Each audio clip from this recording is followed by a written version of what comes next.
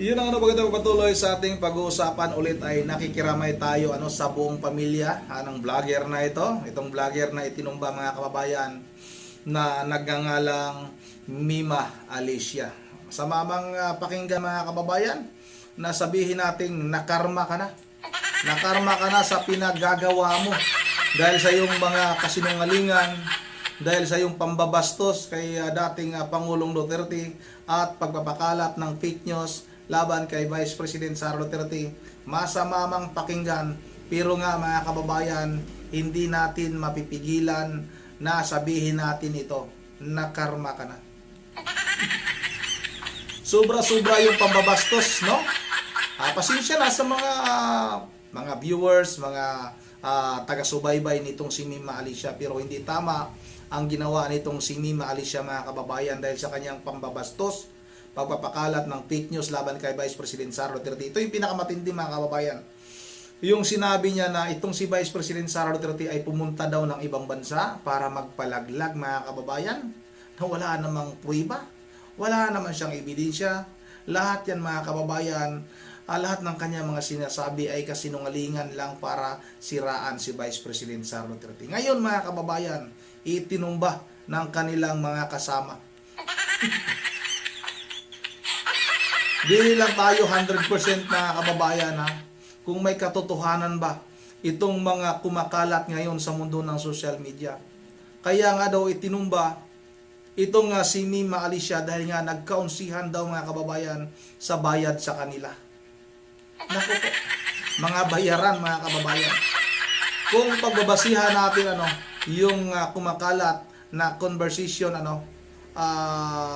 conversation sa pagitan ng isang kasama nitong si Mima Alicia na para bang hindi ata lang mga kababayan kasi hindi naman tayo 100% na sigurado ito.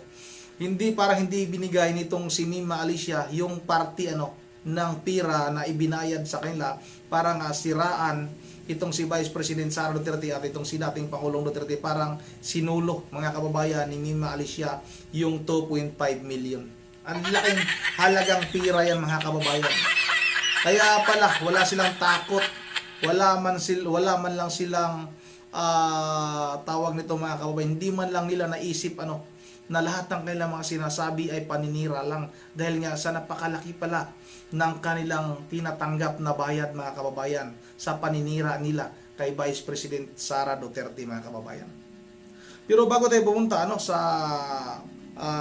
conversation sa pagitan ni Mima Alicia sa kasama nito, panoorin muna natin itong balita mula sa News 5 mga kababayan kung paano inabangan itong si Mima Alicia doon mismo sa kanyang tinutuluyang bahay mga kababayan. Huwag na lang nating ilagay ito sa screen, hawakan na lang natin ito, baka tayo ay magkaroon ng copyright mga kababayan. Ito na, sabay-sabay natin itong panoorin. Asa na?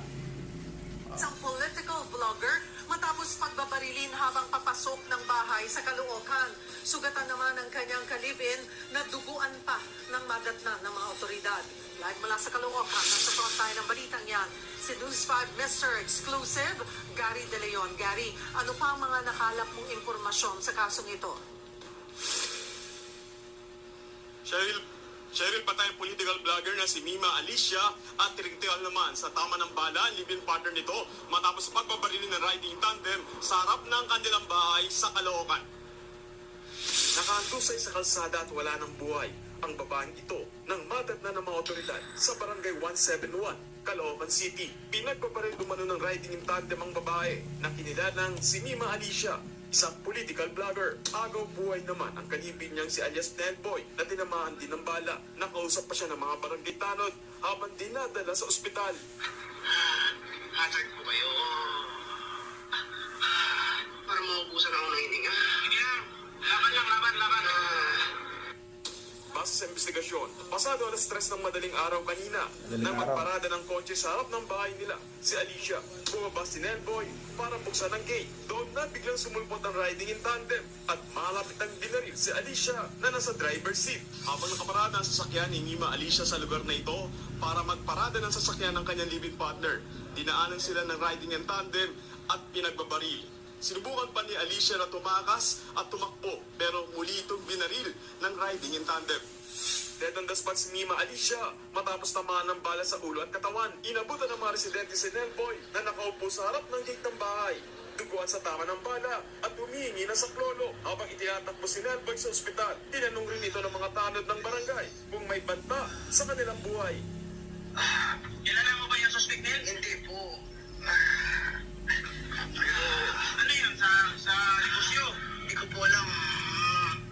Sundan kayo dito. Nandyan po sila nakabang eh. Ayon sa may-ari ng inuupahan nilang bahay, bagong lipat lamang daw sa Caloocan si nalipat lang, natatago pala to. partner nito na si Nelboy. Mga 1.5 months po, sir. Sila, Opo. pakilala sa iyo? Nagbayan silang motor, sir. Kasi yung lalaki, sir, ang kausap ko, yes.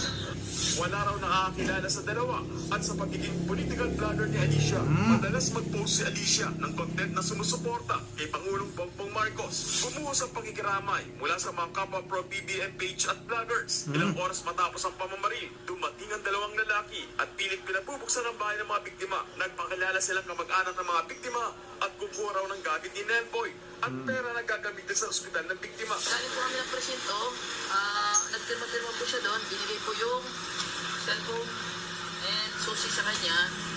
Dahil po, yun nga po, pinaliwanag po yung sitwasyon. Galing sa kayo ng istasyon? Yes po. Nag-waiver po doon, tsaka mamaya babalik po siya para ibalik din po yung cellphone. Hindi muna pumayag ang may-ari ng bahay.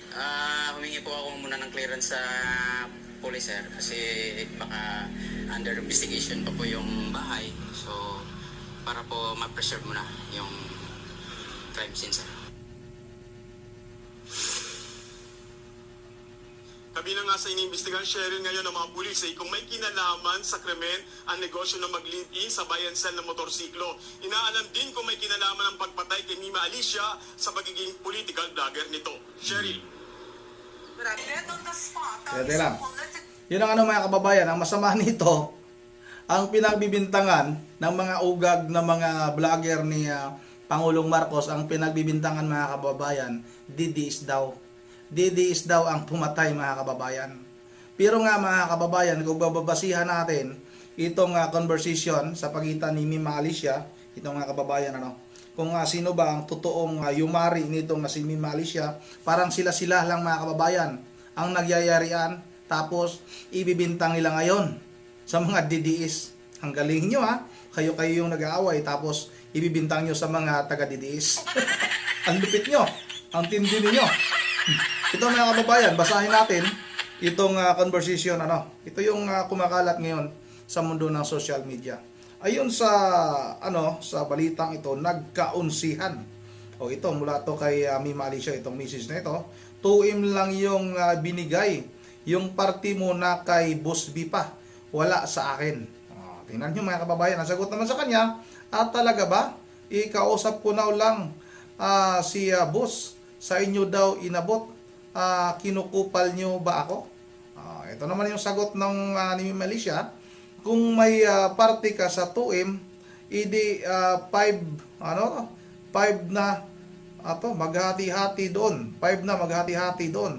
Pang-apat lang na tao yung tiga 250k. Ang laki 250k. Ang laki, parang tag 500 tag 500,000 mga kababayan ang bawat isa sa kanila kung 4 lang mga kababayan. Sagot naman sa kanya, talaga bang 2M lang? 2.5 ang binibigay. Wag niyo ako galitin. Wag niyo ko galitin. Ito naman yung sagot ni Mima mga kababayan. Bahala ka nga. Sagot naman sa kanyang chat mga kababayan, maliit lang ang kalookan. Ako pa, kupalin nyo. Parang ang nagkaunsihan mga kababayan. Kung pagbabasihan natin yung kanilang pinag-uusapan, para bang hindi binigay ni Mima Alicia yung party para sa kanyang kasama. Kinuha din ni Mima Alicia mga kababayan. Parang naging 1M yung kay Mima Alicia. 1M na mga kababayan dahil ang nakalagay dyan 2.5 tapos 5 silang maghati-hati maging 1M kasi nga hindi ibinigay ni Mima Alicia yung para sa kanyang kasama.